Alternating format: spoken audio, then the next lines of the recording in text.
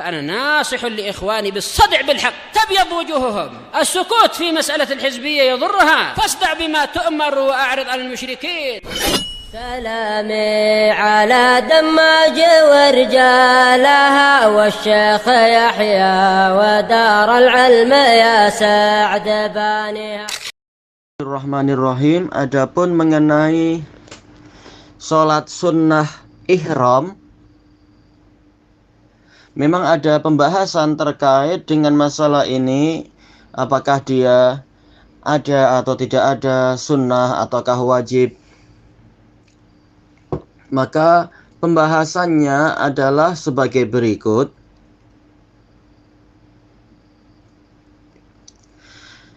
Yaitu kalau di dalam kitab Imam Ibnu Baz rahimahullah tentang ihram untuk umrah, dan juga dalam kitab beliau yang lain ada ihram untuk haji, tetapi memang tidak disunnahkan sholat khusus ihram untuk umrah. Sholat sunnah khusus untuk ihram, yaitu setelah ihram kemudian sholat. Memang ini sebenarnya tidak disunnahkan. Tapi bagaimana dengan hadis yang diriwayatkan oleh Imam Muslim, bahwasanya Abdullah bin Umar radhiyallahu anhu mengatakan, kana Rasulullah sallallahu alaihi wasallam yarka'u bi dzil hulaifah rak'atain. Dahulu kala Rasulullah sallallahu alaihi wasallam itu salat 2 rakaat di dzil hulaifah, di miqat ahli Madinah. Summa idza stawat bihin naqah qa'imatan 'inda masjid al-hulaifah ahalla biha ulail kalimat ay at-talbiyah. Kemudian apabila unta beliau telah tegak berdiri membawa beliau di dekat Masjid Al-Hulaifah itu, maka beliau pun mengungkapkan kalimat talbiyah itu, labbaik Allahumma umrahka atau hajjan. Dengan ini sebagian besar ulama mengatakan disunnahkannya sholat 2 rakaat ihram. Sampai bahkan Imam Nawawi mengatakan di dalam hadis ini ada dalil disunnahkannya sholat 2 rakaat tatkala ingin ihram. Melaksanakannya itu adalah sebelum ihram. Dan dua-duanya adalah mustahab.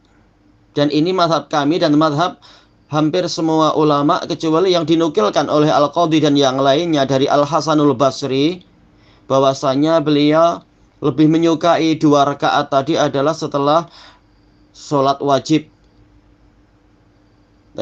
Dan juga beliau mengatakan,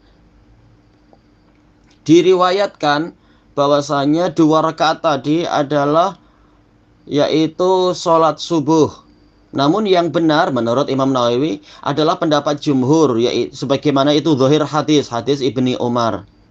Sementara para sahabat kami dan yang lainnya dari para ulama mengatakan sholat ini adalah sunnah. Seandainya ditinggalkan maka keutamaannya luput dari dia keutamaan, namun dia tidak berdosa dan tidak terkena dam. Diriwayat kata Imam Nawawi dalam Syarah Sahih Muslim. Selesai. Tetapi yang rajih adalah sholat tadi tidak betul-betul dimaksudkan sebagai ihram. Inilah yang benar dari pendapat para ulama. Dan termasuk yang menguatkan ini bahwasanya sholat 2 rakaat yang dilakukan Nabi itu bukanlah karena ihram adalah hadis ayah dari Ibnu Umar, yaitu Umar ibn Khattab radhiyallahu anh, bahwasanya beliau mengatakan, sami'tun nabiyya sallallahu alaihi wasallam biwadil aqiq yaqul atanil lailah atin min rabbi. Saya mendengar Nabi sallallahu alaihi wasallam di lembah Aqiq mengatakan, yaitu tadi malam datang kepada saya seseorang yang datang utusan dari Rabb saya. Faqal sholli fi hadzal wadil mubarak, salatlah di lembah yang diberkahi ini. Wa qul umratan fi hajjah, katakan yaitu umrah di dalam haji. Ini diriwayatkan oleh Imam Bukhari. Al-Hafidz Ibnu Rajab rahimahullah mengatakan, dan Wadil Aqiq ini bersambung dengan Dzul Hulaifah. Dan inilah keadaan Nabi SAW di dalam safar beliau ke Mekah. Selesai dari Fathul Bari Ibnu Rajab. Jadi bukan semata-mata sholatnya itu karena umroh, karena ihram, tetapi sebenarnya karena beliau ada di Wadil Aqiq. Jadi sama saja karena hendak melakukan manasik atau tidak. Kalau apabila beliau melewati tempat itu, memang beliau sholat sunnah di situ.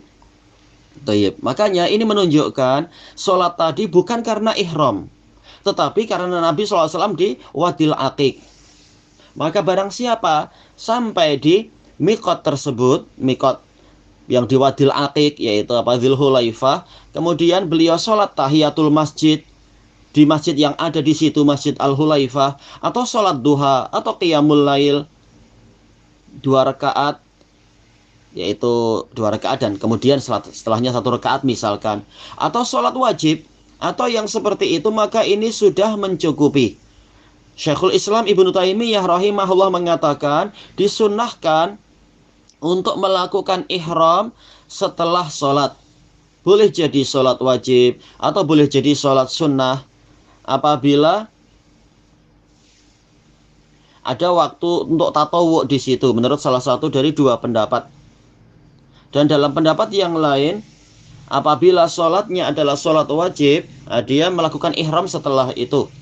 Jika tidak, maka memang ihram itu tidak memiliki sholat yang khusus untuk dia. Dan inilah yang paling kuat, kata Syekhul Islam dalam Majmu'ul Fatawa. Demikian pula Al-Imam Ibnu Utsaimin rahimahullah mengatakan, yang rajih, yang terkuat adalah ihram tidak memiliki sholat yang khusus untuknya. Akan tetapi apabila tiba waktu sholat sunnah, sebagaimana waktu duha misalkan, kemudian dilakukanlah, yaitu dia melakukan sholat 2 rakaat duha, kemudian dia melakukan ihram. Apabila dia sholat karena sunnah wudhu, maka dia melakukan sholat sunnah wudhu, kemudian melakukan ihram. Selesai dari Syarhul Mumti'. Maka yang kami nasihatkan untuk ikhwah yang melakukan manasik adalah, yaitu dia sholat sebelum ihram, mengamalkan dalil-dalil yang ada dalam bab ini. Sama saja sholat yang disebutkan itu adalah untuk ihram ataukah yang lainnya. Yaitu apa? Sholat-sholat yang sesuai dengan waktunya. Waktu duha ya duha, waktu qiyamul lail ya qiyamul lail, waktu tahiyatul masjid ya tahiyatul masjid. Bukan niatnya sholat sunnah ihram, tapi ya sholat-sholat sunnah yang memang di situ ada waktu untuk itu. Mungkin sholat wudhu. Tayyib. Kemudian setelah melakukan sholat tadi di miqat tersebut, bukan karena sholat itu tadi yang bukan karena sholat ihram, tapi memang sholat yang memang ada waktunya di situ. Kemudian menaiki kendaraan apabila dia membawa kendaraan, kemudian memuji Allah, bertasbih dan bertakbir sebelum melakukan ihlal, mengeraskan suara ihram itu yang labbaik itu. Tayyib. Sebagaimana ini diriwayatkan oleh Imam Bukhari dalam bab tahmid dan tasbih serta takbir sebelum ihlal tatkala menaiki kendaraan. Kemudian beliau meriwayatkan dari Anas bin Malik radhiyallahu anhu yang mengatakan, "Shalla Rasulullah sallallahu alaihi wasallam wa nahnu ma'ahu bil Madinah az-zuhra arba'an." Rasulullah sallallahu alaihi wasallam salat zuhur 4 rakaat di Madinah dalam keadaan kami menyertai beliau. Dan beliau salat asar di Dzul Hulaifah 2 rakaat. Karena apa? Sudah dalam situasi safar di Dzul Hulaifahnya itu. Selanjutnya beliau bermalam di Dzul Hulaifah sampai masuk waktu subuh. Kemudian beliau naik kendaraan, tentunya setelah sholat subuh tentunya ya. Sehingga kendaraan itu berdiri tegak membawa beliau di atas Baidah yaitu nama tempat di dekat situ. Selanjutnya beliau memuji Allah, bertasbih dan bertakbir. Kemudian beliau melakukan ihlal untuk haji dan umrah. Labbaik Allahumma hajjan wa umrah dan semacam itu. Dan orang-orang juga melakukan ihlal seperti itu. Tayyib, selesai yang diriwayatkan oleh Imam Bukhari. Al-Allamah Ibnu Battah rahimahullah mengatakan tujuan Imam Bukhari dengan tajuk ini wallahu alam adalah membantah Abu Hanifah yang mengatakan bahwasanya orang yang bertasbih atau bertakbir atau berihlal itu sudah sah, sudah cukup dari ihlalnya. Maka Al-Bukhari rahimahullah menetapkan bahwasanya tasbih tahmid dari Nabi Shallallahu alaihi wasallam itu adalah sebelum ihlal.